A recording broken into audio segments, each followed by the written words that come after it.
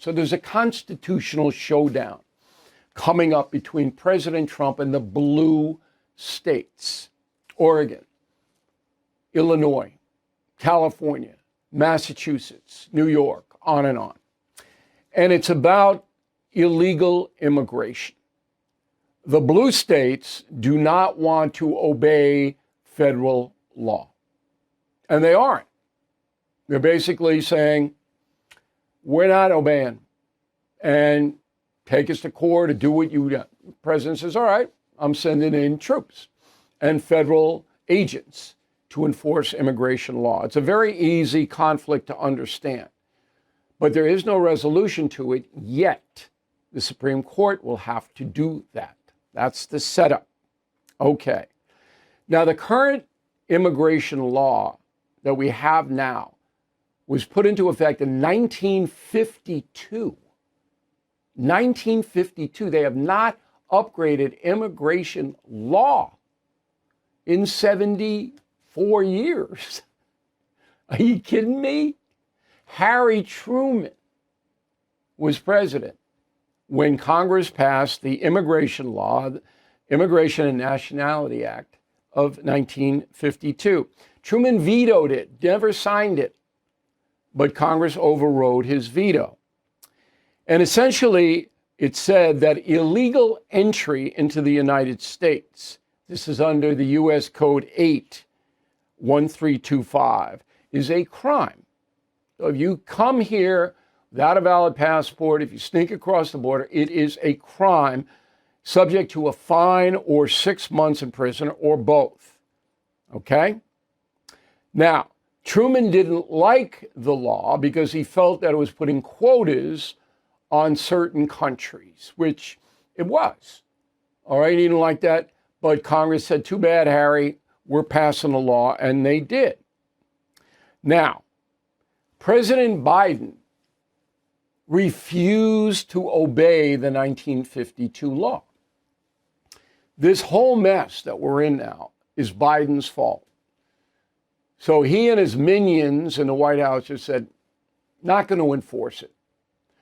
The clearest example is if you want asylum in the United States, you have to apply for it at a port of entry.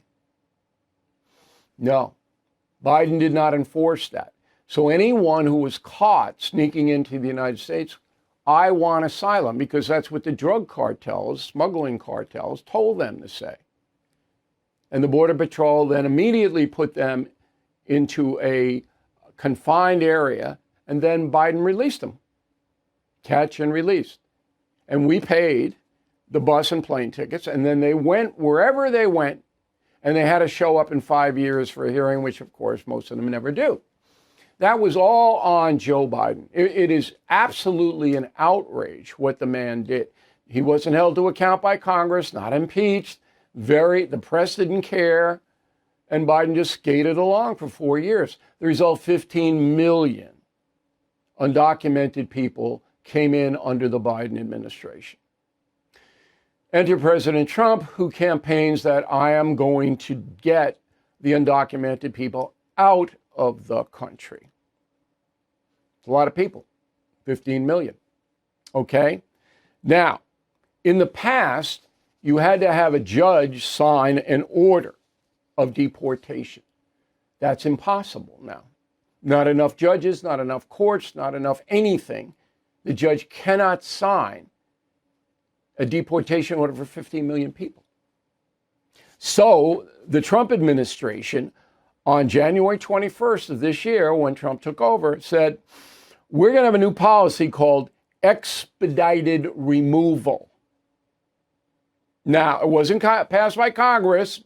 We just executive order, expedited removal, Homeland Security, if they catch you, they're booting you. There is a way around that. If a migrant hires an attorney, an immigration attorney, and they say, no, the person fears for his or her life, you got to go into the process, then there is that. They can't boot them if an attorney gets involved. But these migrants can't speak English, they don't have any money.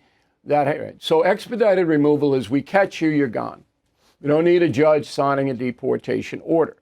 That has got to be adjudicated by the Supreme Court because that's brand new and it's underway. Enter the progressive left, which says, oh no, we don't want anybody removed.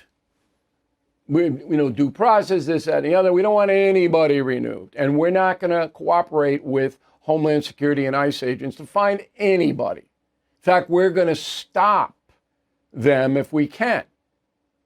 All right? So the blue states are interfering with the federal law because they don't like it. Now, that is the problem right there. However, it is a crime to interfere with federal law. It's a crime. And that is what has happened in Chicago and Oregon to some extent. So the word is hinder. If you hinder a federal investigation, you can be charged with a federal crime. Certainly, the governors of Illinois, Oregon, Massachusetts, all are hindering federal investigations. And so are the mayors, Johnson and this and that. They're hindering. And I will now prove it, okay? So the U.S. Code 18-1505 says, quote, whoever with intent to avoid, evade, prevent, this is in writing, or obstruct compliance with any civil investigative demand commits a crime. So if you are preventing federal agents from rounding up undocumented people, it's a crime. You're hindering a federal investigation. It's right there. 18 U.S. Code 1505. All right.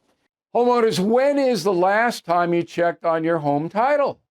If your answer is never, then this is for you. Scammers are stealing titles, and your equity is the target. Criminals forge your signature. Just like that, your home title can be transferred out of your name. That's why I partnered up with Home Title Lock. So you can find out today if you're already a victim. Please use my promo code BILL at HometitleLock.com, and you'll get a free title history report. Plus, you will get a free trial of their $1 million triple lock protection. That's 24/7 monitoring of your title, urgent alerts of any changes, and if fraud does happen, they'll spend up to $1 million to fix it. That's HometitleLock.com, promo code BILL. Now, President Trump has not ordered in his Justice Department to put Pritzker and Johnson and all these people in handcuffs. He could, but that would escalate this to a very, very high level. However, now there is irrefutable proof that this is happening. You remember on Saturday, three ICE agents in Chicago, 10 cars driven by protesters approached, and one woman tried to run them down. They had to shoot the woman. She didn't die. She's in FBI custody now. But the ICE agent shot her. The Chicago Police Department immediately knew that there was trouble. Here's what the dispatcher said. Roll it. And again, per the chief of patrol, we have all the units that for 999. Chief of patrol said all units clear out from there. We're not sending anybody over to that location. 62, we're going to clear out as soon as we can, Spot. We're like locked in over here, so we're going to do the best we can to get out of here as soon as we can. The chief of patrol for the Chicago Police Department is a man named John Hein, H-E-I-N. He ordered his police officers not to help the ICE agents or prevent the shooting of that woman. He hindered a federal investigation, which led to violence. Hines should be in jail now, in prison now, or bailed out. You can't do that. I don't know whether the Justice Department is going to take any action at all, but they could. I would. If I were Attorney General, you can't have that. That's anarchy. Now, the Chicago chief of police, a man named Larry Snelling, he knows that his chief of patrol, second in command, committed a federal crime. He knows it, Snelling. Here's what he said. Our officers were not told to stand down. Our officers were out there throughout the entire event. I would never tell our officers to stand down, because if our officers were in trouble and we needed help from other officers, I would expect those officers to step in and help us. And it's the same thing that we do on our side. Snelling's not telling the truth. Obviously, the tape contradicts him. He goes, our officers were not told to stand down? Yeah, they were. And there's no two sides to the story, Chief. You're looking like you're not an honest man. Okay, let's get to the Supreme Court. They're going to have to sort all this out because it is one big mess. And Congress is at fault because you don't keep an antiquated law from 1952 on the books without updating it in the face of Armageddon, in the face of unbelievable intrusion on the part of foreign nationals to this country. Congress doesn't do a thing because both party uses this for their own political benefit. The conservatives want everybody out, the liberals want everybody in.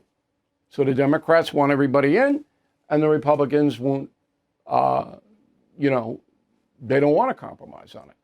So that's just Congress. So the Supreme Court's got to step in. Now, in my possession is a document. I don't know if this document is in anyone else's possession. I have the original document. It is signed by then Attorney General Robert Kennedy in 1963. This is when the president, John F. Kennedy, sent 17,000 National Guard troops to Alabama to force Governor Wallace and the state to admit 9 students into Alabama public schools because Alabama was not obeying the civil rights law. They were flaunting, we're not going to obey it. 17,000 were ordered down. So RFK writes a memo to a senator from Louisiana, who was, of course, on the side of Alabama, saying, no, you don't have the right to send a guard here. Here's what RFK said, quote, when it appeared that the commands of that order had not been obeyed and the obstruction of justice was continuing, the president on the same day issued Executive Order 1111, authorizing and directing the Secretary of Defense to take all appropriate steps to remove obstruction of justice in the state of Alabama.